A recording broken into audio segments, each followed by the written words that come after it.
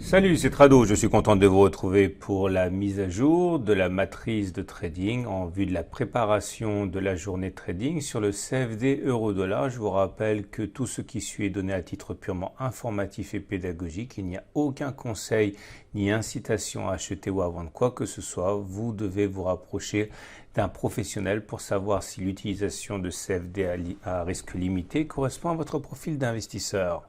Alors nous allons commencer par le graphe en données journalières afin de voir les obstacles qui pourraient se dresser à la hausse ou à la baisse sur le graphe en données 4 heures.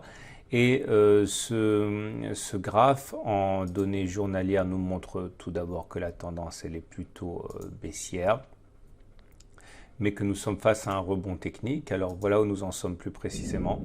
On a la zone des 1,0897, 1,0876 qui est notre zone de résistance de référence. Comme vous pouvez le voir, c'était un support qui, une fois qu'il a été cassé, a changé de polarité et devient résistance. Et vous voyez, on voit les hésitations aujourd'hui sur cette zone.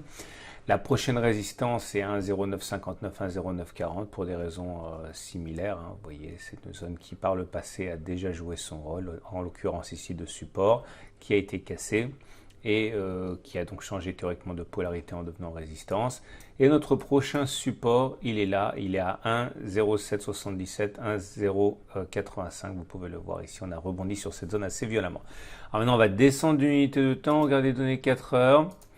Et sur cette unité de temps, on voit que la tendance est haussière puisqu'on est au-dessus d'une moyenne mobile à 20 périodes qui monte et une moyenne mobile à 50 périodes qui monte.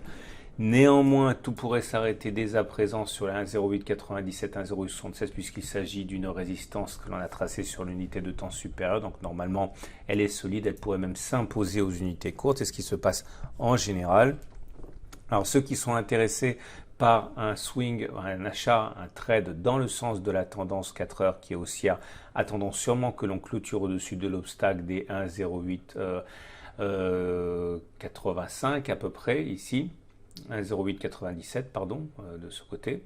Et par contre, ceux qui ont plutôt un biais baissier profiteront sans doute de cette incursion dans la zone des 1,0897, 1,0874, 1,76 pour trouver des signaux baissiers qui pourraient apparaître et qui légitimeraient un trade dans le sens de la baisse d'ailleurs.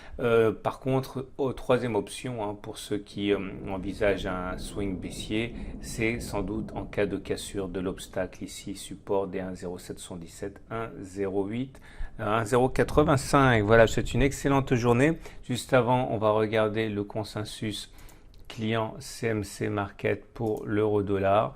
Et ce consensus client, pour l'instant, est toujours acheteur, puisque 71% de position à l'achat. Je vous souhaite une excellente journée. Je vous donne rendez-vous dans une autre vidéo à la fin de celle-ci pour voir la tendance de moyen terme sur les indices et également la préparation de la semaine de trading sur 5 autres marchés.